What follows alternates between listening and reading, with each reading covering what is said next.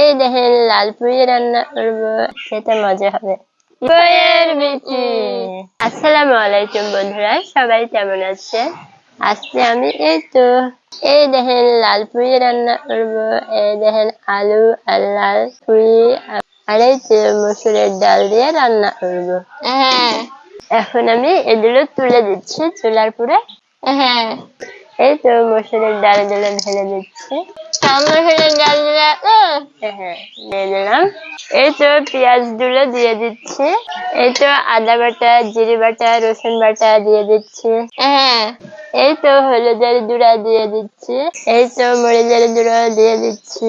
এই তো লবণ দিয়ে দিচ্ছি। সব কিছু দিয়ে চড়াই দেবো। এই তো আমি জাল ধরাই দেব। সব মশলা দেওয়া হয়ে গেছে।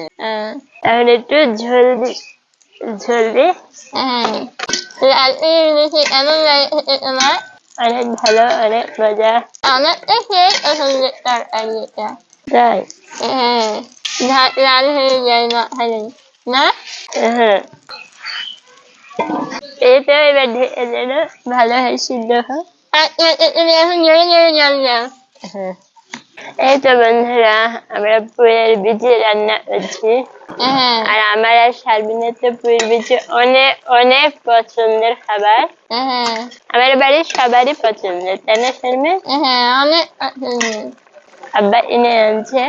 আর আমি একটা গাছ লাগিয়েছিলাম, যে কয়েকটা পুইয়ের বিচি হয়েছে, যে সব মিক্সড করে রান্না করছি, তাই না শারমিন?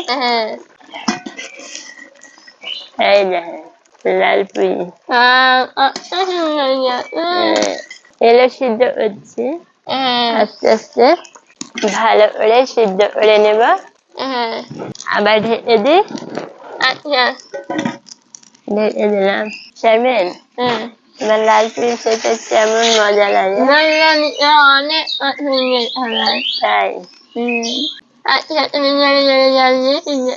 আচ্ছা, এই তো ঝোল দেওয়া হয়ে গেছে। এখন তরকারি তেলে দেবো। তেলে দেবো।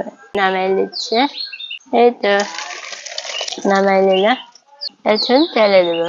এই তো তেলে দেওয়ার জন্য পেঁয়াজ গুলো দিয়ে দিচ্ছি। এই তো তেল দিয়ে দিচ্ছি। এই তো এখন ঢেলে দেবে। ঢেলে দেওয়া হয়ে গেল। এই তো তরকারি তেলে দেওয়া হয়ে গেছে। এখন আমি মিশাই দিই সব। তেলে দেওয়া হয়ে গেছে। তেলে দেওয়া হয়ে গেছে। এবার ধনে গুঁড়ো দেবো। এই তো ধনে আর জিরা গুঁড়ো মিক্স করে দিয়ে দিচ্ছি।